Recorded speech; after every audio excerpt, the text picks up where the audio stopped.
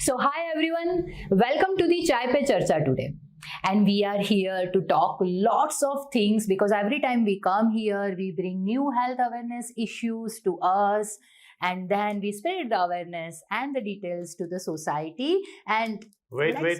Oh, What are you doing? sir, I am adding just sugar in the cup of coffee. So do you know that this is not just sugar? Oh, This is a poison. oh really? Yes, because you may be knowing that sugar kills many more patients than alcohol does or than a poison does. Oh. Over the years, sugar has killed so many people. It has taken so many lives, and in spite of that, without that knowledge, we just keep on adding sugar to everything. Oh my Tea God. you can enjoy for tea, not for sugar. Really? Yes, it has to be enjoyed without any added additives like sugar. Okay, so that means, sir, we are stronger than sugar, right? Absolutely. So let's talk on sugar today. Hi, Okay. myself, Dr. Vachini Bhatt, and today we have with us Dr. Sanjeev Phatak, and sir is a clinical director, diabetes and metabolic diseases at Marengo Sims Hospital. Sir, welcome to the Facebook Live. Thank you and good morning, Vachini. It's Good pleasure morning, to be sir. here. Yes, sir. It's my pleasure too.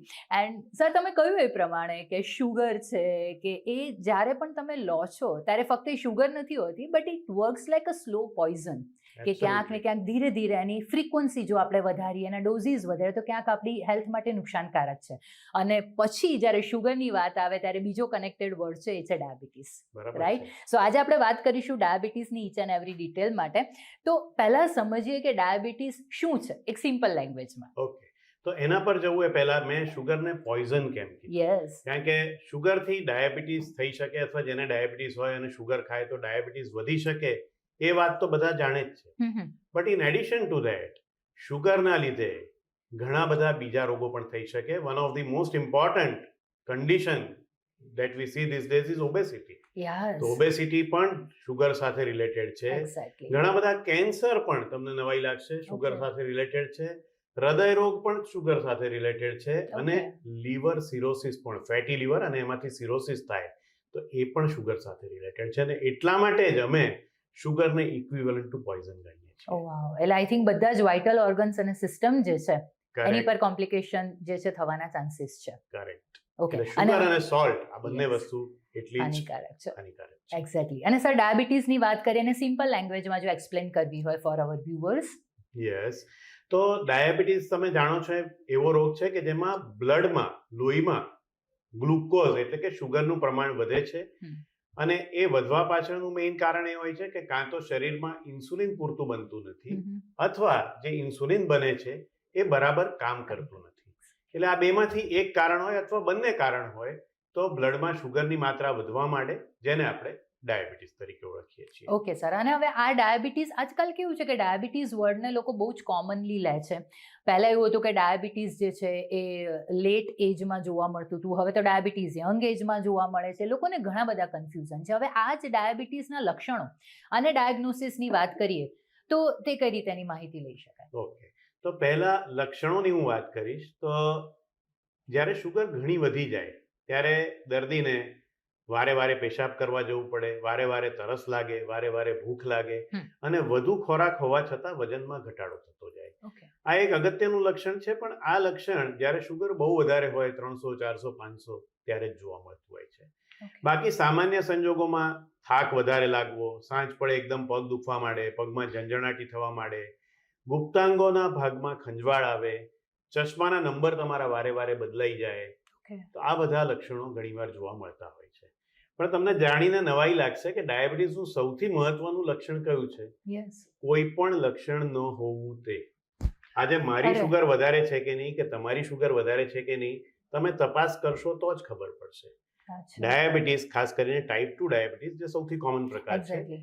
એના મોટા ભાગના દર્દીઓને કોઈ પણ લક્ષણ હોતું નથી અને રૂટીન તપાસ કરાવે ત્યારે જ એમને ખબર પડતી. Okay sir. એટલે અત્યાર સુધી તો એવું માનતા હતા કે કેન્સર જે છે સાયલન્ટ ડિઝીઝ છે, પણ ક્યાંક ડાયાબિટીસ પણ જે છે એ લક્ષણો ન બતાવે ને છતાં પણ તમને ડાયાબિટીસથી તમે સફર થતા હોઈ શકો. સાયલન્ટ કિલર એટલા માટે જ કહેવામાં. અચ્છા. ઓકે. અને સર તમે કહ્યું એ પ્રમાણે કે ટાઈપ 2 જે છે કોમનલી જોવા મળે છે, તો આ ટાઈપ 1 અને ટાઈપ 2 વચ્ચેનો ડિફરન્સ શું છે? આ એક બહુ અગત્યનો સવાલ છે. તો ટાઈપ 1 ડાયાબિટીસ એટલે શરીરમાં ઇન્સ્યુલિન બનવાનું એકાએક બંધ જ થઈ જાય. Okay. એટલે આપણા સ્વાદુપિંડના જે બીટા સેલ્સ ઇન્સ્યુલિન બનાવતા હોય હમ. એ ઇન્સ્યુલિન બનાવવાનું એકાએક બંધ કરી દે. બરાબર. ઘણા બધા કારણો હોય એના માટે. હમ. જનરલી ઇન્સ્યુલિન બંધ થઈ જાય બનવાનું એટલે બહારથી ઇન્સ્યુલિન લેવું પડે, જેને આપણે Okay. ટાઈપ 1 ડાયાબિટીસ કહીએ છીએ. જનરલી નાના બાળકોમાં અથવા ખૂબ યંગ એજમાં આ રોગની શરૂઆત થતી હોય છે, પણ ઘણીવાર 65-70 વર્ષે પણ આ રોગની શરૂઆત થઈ શકતી હોય છે. ઓકે. આપણા દેશમાં દર 100એ 5% કેસ ટાઈપ 1 ડાયાબિટીસના હમ. છે, જ્યારે બાકીના 90-95% કેસ ટાઈપ 2 ડાયાબિટીસના છે. એટલે મોટાભાગનાને ટાઈપ 2 ડાયાબિટીસ જ થતો હોય છે, ટાઈપ 1 ઓછાને થાય છે. હમ. ટાઈપ 2 ડાયાબિટીસ વિશે વાત કરું તો ટાઈપ 2 ડાયાબિટીસમાં ઇન્સ્યુલિન તો બનતું હોય છે સ્વાદુપિંડમાં, પણ એનો પ્રતિરોધ હોય છે કોષો દ્વારા, અને Exactly. એટલે ઇન્સ્યુલિન બરાબર કામ કરી શકતું નથી. હમ. એના લીધે ગ્લુકોઝ કોષોમાં પ્રવેશી શકતો નથી હમ. અને બ્લડમાં ભરાયેલો રહે છે, જેને આપણે ડાયાબિટીસ કહીએ છીએ. સાદી ભાષામાં વાત કરું તો ખોટું ના લગાડતા, પણ સરકારી ઓફિસમાં કાં સ્ટાફ ના હોય તો કામ ના થાય, અથવા ઘણીવાર સ્ટાફ હોય પણ કામ ના કરતો હોય તો કામ. બરાબર છે સર. એટલે ઘણી વખત જે જટિલ ડિઝીઝીસ છે એને સરળ ભાષામાં સમજવા ખૂબ જ જરૂરી છે, જેથી અન્ડરસ્ટેન્ડિંગ દરેક વ્યક્તિ સુધી પહોંચી શકે, Absolutely. અને તો જ કદાચ લોકો વિચારી શકે કે આ ડિઝીઝથી મારે બચવું છે તો હવે શું કરવું, અને એના માટે આ વસ્તુ જાણવી ખૂબ જ જરૂરી હતી. હવે સર તમે વાત કરી ટાઈપ 1, ટાઈપ 2. હવે જો ને રિસ્ક ફેક્ટરની વાત કરીએ ને એમાં પણ ખાસ મારે જાણવું છે કે ડાયાબિટીસ ટાઈપ 2 જે બહુ જ કોમનલી જોવા મળે છે, અને તમે કોઈ પ્રમાણે ક્યાંક ને ક્યાંક લાઇફસ્ટાઇલ ખોટી હોય, તો સર એને ડિટેલમાં સમજાવો.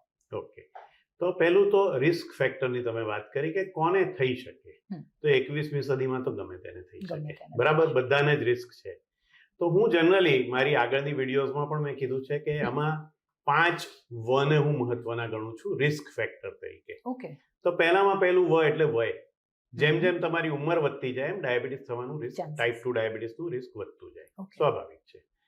બીજું છે વજન, જે બહુ જ ઓકે. અગત્યનું પરિબળ છે. ઓકે. હવે આજકાલ તમે જોશો તો ડાયાબિટીસ ટાઈપ 2 ના 50 થી 70% દર્દીઓ ઓવરવેઇટ છે. હમ. ઓબેસિટી બહુ જ મહત્વનું કારણ છે ને. ઓબેસિટી એટલે ઓવરઓલ ઓબેસિટી નહીં, પણ ઘણીવાર બહારથી માણસ પાતળો દેખાતો હોય પણ એનો કમરનો ભાગ બહુ વધારે હોય, ઓકે. તો એ પણ ઓબેસિટી કહેવાય, સેન્ટ્રલ ઓબેસિટી Yes, અમારી yes. ભાષામાં. હમ. તો એને પણ ડાયાબિટીસ થવાનું જોખમ વધારે હોય છે. હમ. એટલે વય, વજન. વજન, વારસાગત, તો જેના માતા કે પિતાને હોય અને જો બંનેને હોય તો ડાયાબિટીસનું જોખમ ચાન્સીસ વધી જાય છે. પણ આ પરિબળ આપણા હાથમાં નથી. ફાધર કે મધરને ડાયાબિટીસ હો કે ના હો આપણા હાથમાં નથી, પણ વજનનું પરિબળ તો ઘણું ખરું આપણા હાથમાં છે, તો એને કાબુ કરવાનો ટ્રાય કરવો જોઈએ. ચોથો વ એટલે વ્યસન. તો વ્યસનોને લીધે પણ ડાયાબિટીસનું પ્રમાણ વધતું હોય છે. બંને વ્યસન એમાં આવે, તમાકુનું વ્યસન પણ અને ઇવન આલ્કોહોલનું વ્યસન પણ થોડા ઘણા અંશે ભાગ ભજવે. ઘણીવાર આલ્કોહોલથી શુગર ઘટે પણ ખરી. એટલે વ્યસન. અને પાંચમું વ એટલે વિચારો, એટલે સ્ટ્રેસ વાળું જીવન, જે આજકાલ આપણે જાણીએ છીએ આપણું બધાનું જ. એક નહીં ને બીજા કારણસર સ્ટ્રેસ આપણે પોતે ઊભો કરીએ છીએ, ઘણીવાર ઉપરવાળો આપે છે. તો એ વિચારોના લીધે પણ ડાયાબિટીસનું પ્રમાણ વધતું હોય છે.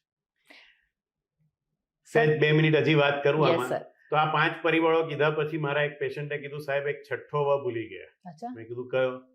કે વૈવાહિક જીવન. સાચી વરને વાત વહુના છે. લીધે થાય અને વહુને વરના લીધે થાય. સાચી તો એ વાત પણ છે, sir. આજકાલ બહુ અગત્યનું કારણ છે સ્ટ્રેસ પાછળનું, ને એના કારણે પણ ડાયાબિટીસ થઈ શકે. અને હજી હમણાં જ મારા એક પેશન્ટે હજી 7મો વ ઉમેર્યો અચ્છા. કે સાહેબ વિધાતાને ભૂલી ગયા તમે. બરાબર છે. એટલે ઘણીવાર કોઈ પણ લખેલું જ કારણ હોય ન હોય, ભાગ્યમાં. પણ તો પણ વિધાતા એટલે આપણા ભાગ્યમાં લખેલું હોય તો પણ સાચી વાત ડાયાબિટીસ છે, થઈ સર. શકે. સર ખૂબ જ સાચી વાત છે. અને તમે જેટલા પણ રિસ્ક ફેક્ટર કયા, એક વસ્તુ મને બહુ જ જે છે અગત્યની લાગી કે સ્ટ્રેસ ક્યાંક ને ક્યાંક, આઈ કમ્પ્લીટલી એગ્રી સર, કે ગમે તેટલી તમે ફિઝિકલી હેલ્ધી લાઈફસ્ટાઈલ તમે જીવો છો, કારણ કે હવે સોસાયટીની અંદર એ અવેરનેસ આવવા માંડી છે કે ફિઝિકલ હેલ્થને કઈ રીતે સાચવવું, પણ મેન્ટલ હેલ્થ પર ક્યાંક ને ક્યાંક હજી લોકોની સમજણ અથવા અવેરનેસ બહુ જ ઓછી છે. અને આ સ્ટ્રેસ તમે કહ્યું એ પ્રમાણે કે એક પણ વ્યક્તિ કદાચ આપણી આસપાસ એવી નથી જે એમ કે ના હું સ્ટ્રેસમાં નથી, એ પોસિબલ જ નથી. બિલકુલ. અને આ ઇન્ટરનલ સ્ટ્રેસ જે છે એ ક્યાંક ને ક્યાંક ડાયાબિટીસને નોતરી શકે છે. એકદમ સાચી વાત છે. પહેલા અમે એવું માનતા નહોતા કે સ્ટ્રેસને અને ડાયાબિટીસને કોઈ સંબંધ છે, પણ હવે આપણે જાણીએ છીએ કે સ્ટ્રેસના લીધે ઘણા બધા કેમિકલ્સ એવા બને છે એક્ઝેક્ટલી. કે જે આપણા ઇન્સ્યુલિનની સામે પ્રતિરોધ ઉભો કરે છે. અને કોર્ટિઝોલ એના હોર્મોન, આઈ હિસાબે, થિંક. યસ, એબ્સોલ્યુટલી રાઈટ, કે એના હિસાબે બ્લડ શુગર, બ્લડ પ્રેશર, બીજા બધા કેમિકલ્સ એ બધા વધે અને એના કારણે ડાયાબિટીસ, અને બીજા ઘણા રોગો બધા પણ રોગો થવાની થવાની સંભાવના સંભાવના વધી જશે. સાચી વાત છે સર. હવે જ્યારે આના ડાયગ્નોસિસ વિશે તો તમે કહ્યું કે જ્યારે જે છે વ્યક્તિમાં આવા લક્ષણો જણાય તો એના પરથી તારણ આવી જાય કે ભાઈ આને ડાયાબિટીસ ટાઈપ 2 હોઈ શકે. ઘણીવાર તમે એવું કહ્યું કે સાયલન્ટ પણ હોઈ શકે. હવે જો આના ટેસ્ટની વાત કરીએ કે જ્યારે બ્લડ રિપોર્ટ્સ કરાવીએ કે યુરિન રિપોર્ટ્સ કરાવીએ તો કયા કયા ટેસ્ટ છે અને એમાં મેજરમેન્ટ જે છે કેટલું પ્લસ માઇનસ હોય તો ડાયાબિટીસમાં એને કન્સિડર કરવું. કરેક્ટ. તો પહેલા ચાનો ટેસ્ટ લઈ લઈએ. 100%. TAST. એક્ઝેક્ટલી. અને એ પણ તમને આજે શુગર આજે વગરની ચા વિધાઉટ પીવડાવી શુગર. રહ્યો છું. સાચી વાત છે. તો એ ટેસ્ટ ડેવલપ કરવો પણ જરૂરી છે અને તમે એકવાર શુગર વગરની ચા પીવાનું ચાલુ કરશો ને તમને તમે જરા adopt પણ થઈ જાઓ છો. You will become very comfortable with that. Hmm. Okay. તો કયા ટેસ્ટ કરાવવા જોઈએ? તો પહેલું તો નિદાન માટેની વાત કે જેને ડાયાબિટીસ છે જ નહીં અને નિદાન કરાવવા. ધારો કે તમને ડાયાબિટીસ છે કે નહીં તમારે તપાસ કરાવી છે. તો પહેલું તો ભૂખ્યા પેટે શુગર કેટલી છે એ તપાસ કરાવવી જોઈએ. ભૂખ્યા પેટે જનરલી શુગર તમારી જો 100 અને 125 ની વચ્ચે આવે તો બોર્ડર પર કહેવાય. 100 થી ઓછું આવે તો નોર્મલ કહેવાય અને 126 અથવા એનાથી વધારે આવે તો ડાયાબિટીસ કહેવાય. તેવી જ રીતે ખાધા પછી અથવા ગ્લુકોઝ પીધા પછી, આઈડિયલી ગ્લુકોઝ પીધા પછી 2 કલાકે તમારી શુગર જો 140 થી ઓછું આવે તો નોર્મલ કહેવાય, 200 થી વધારે આવે તો એને ડાયાબિટીસ કહેવાય. એટલે 140 અને 200 ની વચ્ચે આવે તો શું? તો એને બોર્ડર લાઈન કહેવાય. અમે ઇમ્પેર્ડ ગ્લુકોઝ ટોલરન્સ કહીએ, IGT. અને એક અગત્યનો ટેસ્ટ છે 3 મહિનાની એવરેજનો ટેસ્ટ. તો એ જો 5.7 થી ઓછો આવે તો નોર્મલ કહેવાય, 6.5 થી વધારે આવે તો ડાયાબિટીસ કહેવાય અને એની વચ્ચે આવે 5.8 અને 6.4 ની વચ્ચે તો અગેન એને પ્રી ડાયાબિટીસ એટલે બોર્ડર પર કહેવાય. તો આ રીતે 3 ટેસ્ટ છે: ભૂખ્યા પેટનો, ગ્લુકોઝ પીને અથવા પ્રેક્ટિકલી જમીને 2 કલાકે કરતા હોઈએ છીએ આપણે, અને ત્રીજો HbA1c. બરાબર છે. આ થઈ નિદાન માટેની વાત. હવે જેને ઓલરેડી નિદાન થઈ ગયું ડાયાબિટીસ છે તો એણે આ ઉપરાંત બીજા ટેસ્ટ પણ કરાવવા જોઈએ કે ડાયાબિટીસના લીધે આપણા કોઈ અવયવો પર અસર થઈ છે કે. ઓકે. હવે ઘણીવાર પેશન્ટને એમ કહીએ કે પહેલી જ વાર આવે અને આ બધા ટેસ્ટ કરવાનું કહીએ તો પેશન્ટને એમ લાગે ખોટો ખર્ચો. બરાબર, આવું કોમનલી થતું છે. પણ ખરેખર આ બહુ જરૂરી વસ્તુ છે, કારણ કે ડાયાબિટીસના 25 થી 30% દર્દીના, હું ટાઈપ 2 ડાયાબિટીસની અત્યારે મેઇનલી વાત કરીશ કારણ કે 90-95% કેસ એના જ હોય છે. તો 25 થી 30% કેસમાં નિદાન વખતે જેમને કાં હૃદય પર, કાં આંખના પડદા પર, કાં કિડની પર, કાં પગ પર અસર થયેલી હોય છે. હવે એમની તપાસ જો સમયસર આપણે નહીં કરાવીએ અને એ પ્રોબ્લેમ આગળ ઉપર વધશે તો એ ઘણું ખર્ચાળ થશે અને એના કોમ્પ્લિકેશન પણ ઘણા બધા શરીર માટે, ખર્ચા માટે અને પરિવાર માટે નુકસાનકારક થશે. So it is necessary. એટલે યોગ્ય સમયે જે છે નિદાન કરાવવું જરૂરી છે ને એમાં પણ જ્યારે તમારા ડોક્ટર તમને સજેસ્ટ કરતા હોય ત્યારે સહેજ પણ સમય બગાડ્યા વિના નિદાન કરાવી લેવું. એટલે વોટ વી સે, stitch in time saves 9. Exactly. So we have to take action right at the time of diagnosis, not after 2-3 years of diagnosis. Exactly. એટલે ઘણા બધા સર પેશન્ટ્સ પણ એવા હોય છે કે જે ઘણી વખત ડૉક્ટરની સલાહને બહુ જ લાઇટલી લેતા હોય છે કે ના વાંધો નહીં ડૉક્ટરે કહ્યું છે, પણ કદાચ તમારી આ સલાહ પછી ઘણા બધા લોકો જે છે વિચારશે કે ના મારા ડૉક્ટરે કહ્યું છે તો 100% મારે આ ટેસ્ટ કરાવવો જોઈએ. બિલકુલ. એટલે એમાં ખાસ કરીને કિડનીની તપાસ, ક્રિએટિનિન અને યુરિનમાં પ્રોટીન, આંખના પડદાની તપાસ આંખના ડૉક્ટર પાસે, લિપિડ પ્રોફાઇલ, કારણ કે ડાયાબિટીસના દરેક દર્દીને કોલેસ્ટેરોલ જેટલું ઓછું રાખવામાં આવે અને કોલેસ્ટ્રોલની દવા લેવામાં આવે તો હૃદય રોગ, પેરાલિસિસ આ બધાને મહદઅંશે રોકી શકાતું હોય છે. બરાબર. પગની નસોની તપાસ, લીવરની તપાસ, તો આ બધી તપાસ ડાયાબિટીસના દર્દીએ અચૂક નિદાન વખતે અને દર વર્ષે એકવાર કરાવવી જોઈએ. જો તમે પ્રાઇવેટમાં ન ખર્ચી શકતા હો તો ટ્રસ્ટની હોસ્પિટલમાં, સરકારી હોસ્પિટલમાં પણ આ વસ્તુ કરાવવી એકદમ અનિવાર્ય છે. નહીં તો પછી કોમ્પ્લિકેશન તરફ અને એક કાર્ડિયોગ્રામ પણ એટલીસ્ટ વર્ષમાં. બરાબર. તો આ બેઝિક ટેસ્ટ જે છે કરાવવા ખૂબ જ જરૂરી છે, નહીં તો પછી કોમ્પ્લિકેશન બીજા ઓર્ગન પર પણ દેખાય છે